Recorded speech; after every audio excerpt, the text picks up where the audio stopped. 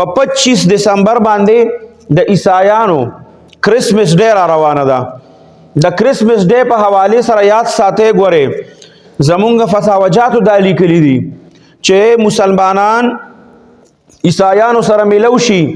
او وته وي چې کرسمس ډے د مبارک شو یا مبارکبادي ورکی یا پاغي کې وسره شمولیت کی نو دا مکمل د مسلمانانو لپاره ناجایز دي ښا دی به بالکل په داسې قسمه تهوارونو کې کاغه د اندوانو دی کاغه د عیسایانو دی ځکه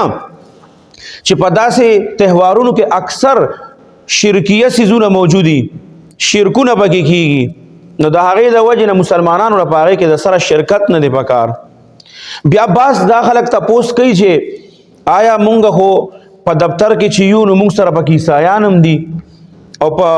25 دسمبر باندې خو نورو عیسایانو چې کوم ملکونه دي هلته کې خو اکثر چوټي او دلته خو ني نو دی هغه خپل کرسمس چې دی نو هغه اکثر په دفتر کې مناوي نو د هغې دپاره دي کیکونه راغوښتي او په هغې باندې لیکلي کرسمس ډے او دا سیزونه. نو آیا هغه کیک او هغه خوراک چې کومي د کرسمس ډے پر ورځ باندې چې پخ شوي نو هغه خوراک جایز دی او که جایز نه دی؟ فقهاو لیکلي دي چې ګورئ دا خوراک چې کوم دی نو دام تاسو احتیاط کوئ دام مه خورئ.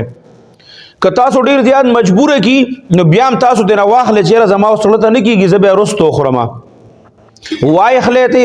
او هغه رستو بیا خلکو له غریبانانو له ورکې په خپله باندې مه خورئ. دویمه بله اهمه خبره دا ده چې ګورې په دې کې د دې داسې څه الفاظ او داسې لکه څنګه چې اکثر د غیر مسلمو ګانې یا یو څه بل څه داسې قسمه څیزونه دي چې هغه د کرسمس ډے سره خاص دي هغه زموږ مسلمانانو ته پته نه لګي او اکثر چې خپلې ویډیوګانې جوړوي یا په دې ورځو کې یو ساز یا یو څیز داسې وایرل شي نو دوی په خپلې ویډیوګانې جوړوي نو په دې ورځو کې د کرسمس دغه څیزونه ډېر زیات وایرل کیږي او زموږ مسلمانانو ته پته ني په هغې کې اکثر شرکیه او کفریه الفاظ استعمال شوي او دو سره خپله ویډیو خپل تصویر لګولي چې د دې مطلب دا دی چې دا څه الفاظ په بیک ګراوند کې ویلي کیږي زه د دې تایید کومه. نو بعض علماو پکې دا لیکلي چې ګور انسان ته اکثر پته هم ني او دې بل طرف ته تلي